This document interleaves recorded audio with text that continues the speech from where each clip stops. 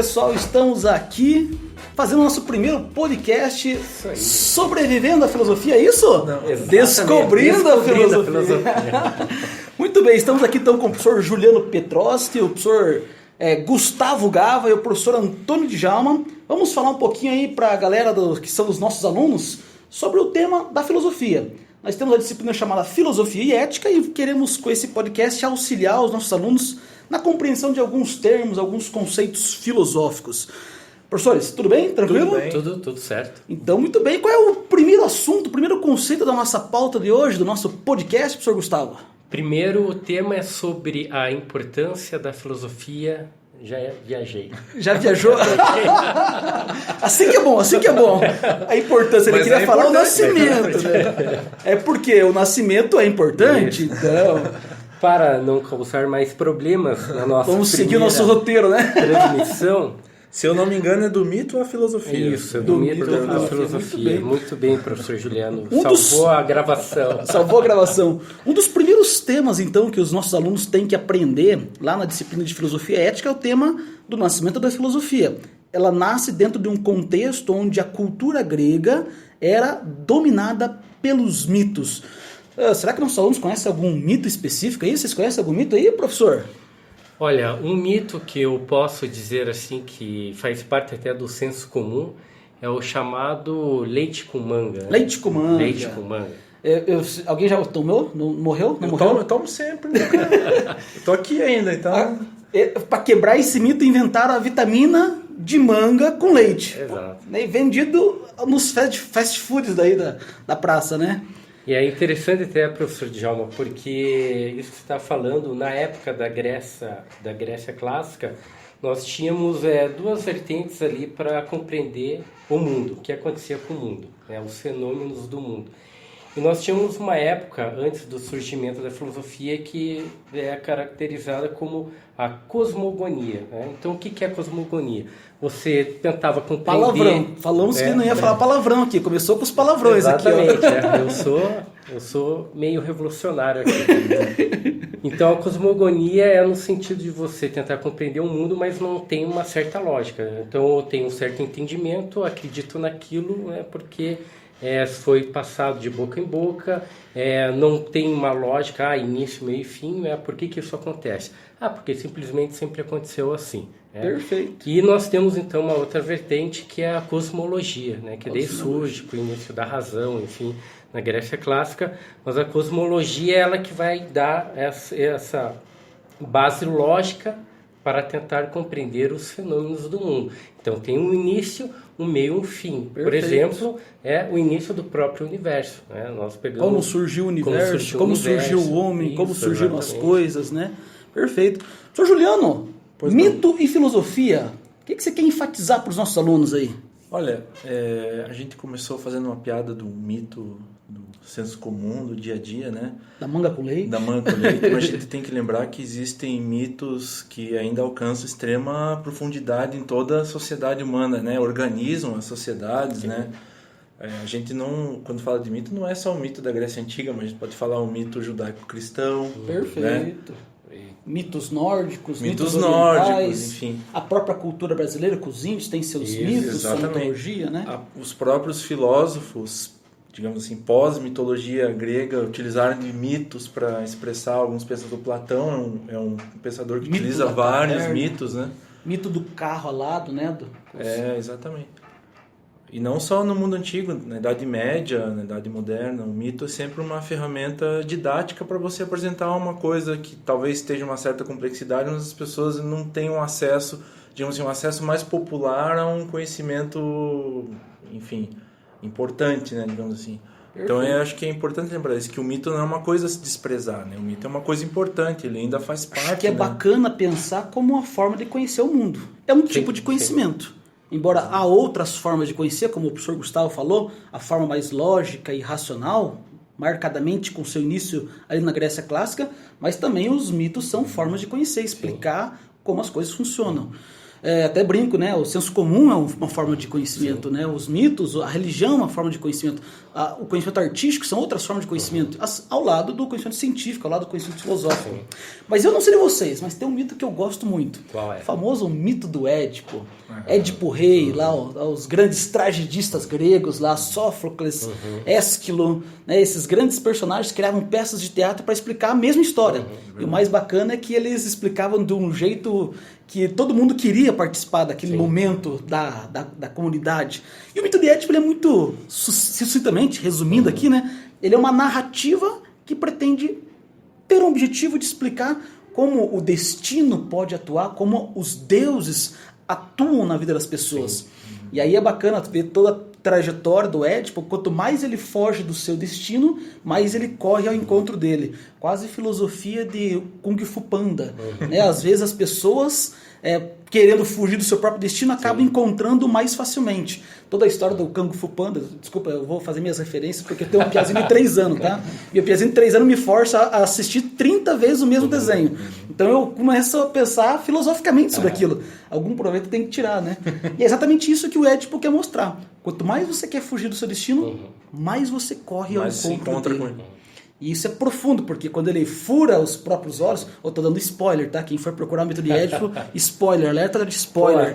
E quando ele fura os próprios olhos, é o único momento em que ele age de maneira livre. Porque quando ele achava estar agindo de maneira livre, no fundo ele estava cumprindo os desígnios da Moira, das deusas do destino. E no exato momento que ele podia falar, então agora vou me matar. Não, ele prefere não se matar, prefere furar os próprios olhos, e então ali é o primeiro ato, de fato, livre dele. E aí essa relação, né? Como que os mitos estavam influenciando constantemente aqueles povos, aquelas pessoas no mundo grego. E o que nós temos que passar para os nossos alunos aí para que ele possa se dar bem numa prova aí sobre mito e filosofia? O que vocês têm que enfatizar? Quais são as características do conhecimento mítico e do conhecimento filosófico? Como é que nós podemos distinguir esses dois tipos de conhecimento? Eu acho que um dos principais pontos, que até o pessoal aí vai poder constatar no nosso e-book, que está lá o início ao nascimento da razão, né? E nós temos um personagem principal ali, que eu acredito que todos aqui vão concordar, que é o Sócrates, pessoal. Só que não é o nosso jogador de futebol aí, mas para quem acompanha o futebol, enfim, tem lá o Sócrates, né, que foi do Corinthians, mas nós estamos falando do Sócrates filósofo. O filósofo. Okay, pessoal? Não é qualquer filósofo, não é o filósofo. Inclusive, né, fazendo já essa referência, essa analogia ao nosso cotidiano, a inspiração do próprio nome do jogador de futebol foi em referência a esse grande filósofo ocidental aí, o Sócrates, né? Então, eu deixo aqui esse grande personagem como um dos principais aí, principalmente quando nós temos essa temática que é a razão. Eu não sei se os colegas aqui concordam. Eu acho que é isso mesmo. Só antes eu queria fazer uma referência a um outro mito também que me veio à mente aqui, que eu acho que é importante até porque sexta-feira foi o Dia Internacional da Mulher, né? Opa. A Hannah Arendt, ela traz o mito de Sísifo, né? Quem que é o Sísifo? É o cara que foi condenado por Zeus para carregar a pedra no alto da montanha, e quando a pedra chegava ao alto da montanha, a pedra rolava novamente, né? E a Hannah Arendt, ela fez uma analogia com esse mito com o trabalho doméstico, né? Que o trabalho doméstico é o trabalho eterno, né? Sim. E todo dia tem que arrumar. A mulher é um Sísifo, né? Enfim, a mulher da maneira com que... Dentro de uma concepção tradicional, de uma machista e patriarcal, né? E eu acho que era legal. Mas e voltando à questão do Sócrates, eu acho que ele quer uma espécie de combo ali, né? No período clássico da filosofia, que... é algo de genial. Tá falando do Platão e do Aristóteles? Tô falando do Sócrates primeiro, mas também do Mas Platão. tá no combo, porque, né? Tá no combo. Porque ali teve alguma coisa no ar de Atenas, assim, que possibilitou uma mudança impressionante, né? Não é todo dia que isso acontece. Grandes gênios surgem simultaneamente. Não que eles tenham criado a filosofia ou o pensamento racional, né? Porque com os filósofos pré-socráticos isso já estava meio que, digamos assim... tinha sido iniciado. Em processo, né? Perfeito. Mas o Sócrates é o cara realmente que ele é um divisor de águas. Não vou criar aqui uma verdade sobre o Sócrates, mas a gente pode falar sem sombra de dúvida que o Sócrates é um cara que que traz um papel especial para a razão e que trata a alma humana como uma atividade racional, realmente, né? Então, poderíamos afirmar, então, que, enquanto o conhecimento filosófico, lá nos seus primórdios, tem como característica principal essa atividade racional, enquanto os mitos exigiam uma outra característica, que é a fé. Sim, a fé em quem estava narrando, a fé na relação com os deuses, a fé no destino. Então, enquanto temos uma aproximação da lógica e, portanto, uma forma de argumentação lógica para explicar a realidade, os mitos seguem uma forma de argumentação totalmente ilógica. Ele não seria um argumento, mas seria uma forma de manifestação e explicação da realidade, mas sem se preocupar com princípios lógicos. Então, enquanto de um lado nós temos a razão, do outro lado nós temos a fé. Enquanto de um lado nós temos a lógica, do outro lado nós temos todo um artifício simbólico que ajuda a explicar a realidade.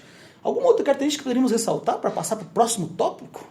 Acho que não seria uma outra característica, mas só complementando a linha aí de raciocínio, quando nós falamos de fé, nós estamos no campo da crença, né? Então, o próprio senso comum ele é muito baseado em crenças. E se formos pensar que a crença ela é um modelo já pronto, que você apenas acredita naquilo e segue acreditando. Então, como vocês, professores aqui bem colocaram, você não precisa ir à raiz do problema, você não precisa ficar questionando, você não precisa usufruir com mais profundidade da sua razão sobre os fenômenos que acontecem no mundo, no cotidiano. Então, simplesmente você aceita aquilo e passa a acreditar. Então é muito mais confortável. Por que eu vou questionar se aquilo é verdade ou não? Podemos pegar um exemplo quando você recebe uma notícia pelo WhatsApp, que hoje todo mundo fala a Unizap, e você pega aquela informação, simplesmente repassa e acredita que aquilo é uma verdade absoluta. Então veja que para você sair daquele teu conforto, eu aceitei essa mensagem como verdadeira. Sem questionar, sem refletir sobre ela. Sem buscar as fontes. Então, para que eu vou ter esse trabalho? Então, eu vou pegar aqui essa informação, vou acreditar e ponto final. Acho que é legal pensar nisso, e até para a gente finalizar esse primeiro tópico, porque quem é que narrava os mitos na época? Eram os Edos, Repsodos, né? Aqueles personagens quase com em torno de uma mística em torno dele. E isso é importante para nós dizer o seguinte, como o senso comum e o conceito religioso mítico dependem da figura da autoridade. Se a gente recebe a mensagenzinha no WhatsApp dizendo que é fulano de tal, o grande bambambam que falou isso, a gente nem questiona, a gente apenas crê, assim como na Era Antiga. Talvez esses 2.500 anos que nos separam do surgimento da filosofia até hoje, talvez não tenhamos, como alguns supostamente creem, evoluído tanto, porque estamos na mesma lógica de vencer esses preconceitos do senso comum e dos mitos. Mas que são formas de conhecer. Mas nós temos outros assuntos, a gente percebe que se deixar a gente fala bastante aqui, né? Então, para não nos estender mais, depois se alguém tiver interesse, a gente pode fornecer outros materiais, outros documentários, outros textos para aprofundar essa temática do nascimento da filosofia. Mas, professor Juliano, qual é o próximo item da nossa pauta aqui do nosso podcast? O próximo item seria a metafísica, por que pensar sobre o universo? Vocês falaram que não vão falar palavrão. Já começou com outro palavrão? Metafísica? Que bicho é esse, professor Gustavo? Só para dizer, né, o professor Gustavo é especialista na área aqui. Eu não manjo nada na metafísica, mas o professor Gustavo é fera dessa parada.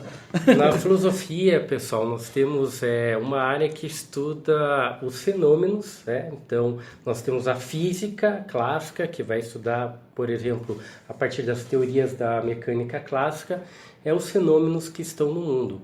Mas nós temos também, inclusive, essa necessidade humana de querer entender outras coisas, entender o que vai além daquele fenômeno que se apresenta no mundo físico. E muitos pensadores em cada tempo pensaram sobre determinados fenômenos, determinadas coisas, mas que necessariamente isso não estava vinculado a uma teoria ou uma crença, mas que pudessem discutir essas coisas que vão além da física. Então, quando eu falo metafísica, basicamente, assim, de uma maneira até mais simplória aqui, para não ficar falando só palavrão no nosso primeiro podcast, é algo que está além da física, né? Então, além do entendimento básico do fenômeno, seja ele observável ou a partir de uma teoria que você tem já definida como a própria física newtoniana. Um exemplo de um conceito metafísico, professor. Você falar em liberdade, falar em